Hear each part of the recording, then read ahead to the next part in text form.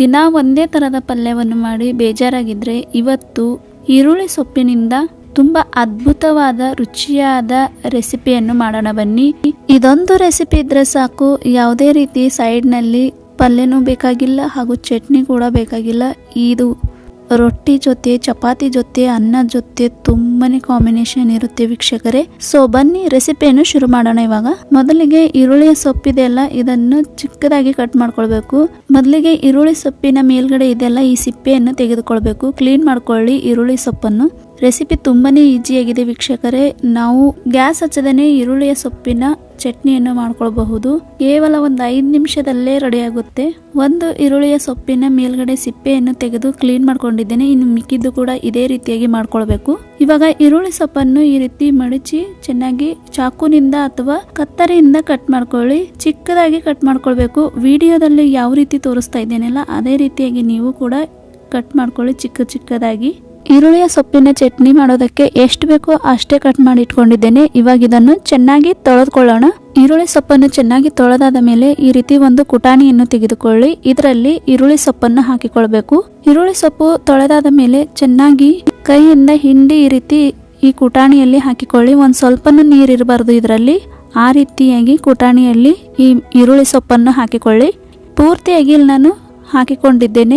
ಇದು ಹೆಚ್ಚಾಗಿ ಉತ್ತರ ಕರ್ನಾಟಕದಲ್ಲಿ ಫಂಕ್ಷನ್ಗಳಲ್ಲಿ ಮಾಡೋದು. ಆ ಕಡೆ ಎಲ್ಲ ಈ ಚಟ್ನಿ ತುಂಬಾನೇ ಫೇಮಸ್ಸು. ಫಂಕ್ಷನ್ಗಳಲ್ಲಿ ತುಂಬಾನೇ ಹೆಚ್ಚಾಗಿ ಮಾಡ್ತಾರೆ. ಇವಾಗ ಇದರಲ್ಲಿ 3 ದೊಡ್ಡ ಟೇಬಲ್ ಸ್ಪೂನ್ ಅಷ್ಟು ಮೊಸರನ್ನು ಹಾಕಿಕೊಳ್ಳಿ. ಮೊಸರು ಹಾಕಿಕೊಳ್ಳುವಾಗ ನೋಡ್ಕೊಂಡು ಹಾಕಿಕೊಳ್ಬೇಕಾಗುತ್ತೆ. ಹುಳಿ ಇದ್ರೆ ಸ್ವಲ್ಪ ಕಡಿಮೆ ಹಾಕಿಕೊಳ್ಬೇಕು. ಕಡಿಮೆ ಹುಳಿ ಇದ್ರೆ ಸ್ವಲ್ಪ ಮೊಸರು ಜಾಸ್ತಿ ಹಾಕಿಕೊಳ್ಳಿ. ಇವಾಗ 3 ಟೇಬಲ್ ಸ್ಪೂನ್ ಅಷ್ಟು ಮೊಸರು ಹಾಕಿದ್ಮೇಲೆ 2 ಚಮಚದಷ್ಟು ಶೇಂಗದ ಕಾಯಿ ಹಿಂಡಿಯನ್ನು ಹಾಕಿಕೊಳ್ಳಿ. ಇದನ್ನು ಹಾಕಿದ ಮೇಲೆ ಚೆನ್ನಾಗಿ ಕುಟಾಣಿಯಿಂದ ಕುಟ್ಟಿಕೊಳ್ಳಿ. ಈ ಚಟ್ನಿ ಮಾಡುವಾಗ ತೀರಾ ಚಿಕ್ಕದಾಗಿ ಕುಟ್ಟುವುದೇನು ಬೇಡ, ದರ್ದರಿಯಾಗಿ ಕುಟ್ಟಿದ್ರೆ ಸಾಕು. ಹಾಗೂ ಶೇಂಗದ ಕಾಯಿ ಚಟ್ನಿ ಇರ್ಲಿಲ್ಲ ಅಂದ್ರೆ ನೀವು ಮೊದಲಿಗೆ ಕುಟಾಣಿಯಲ್ಲಿ ಸ್ವಲ್ಪ ಜೀರಿಗೆ, ಬೆಳ್ಳುಳ್ಳಿ, ಸ್ವಲ್ಪ ಹಸಿ ಶುಂಠಿಯನ್ನು ಹಾಕಿಕೊಂಡು ಚೆನ್ನಾಗಿ ಸಣ್ಣಗೆ ಕುಟ್ಟಿಕೊಳ್ಬೇಕು. ಆಮೇಲೆ ಹುರಿದಿರುವ ಶೇಂಗದ ಕಾಯಿ, ರುಚಿಗೆ ತಕ್ಕಷ್ಟು ಉಪ್ಪು, ಖಾರ ಹಾಕಿಕೊಂಡು ಚೆನ್ನಾಗಿ ಪುಡಿ ಮಾಡ್ಕೊಳ್ಬೇಕು.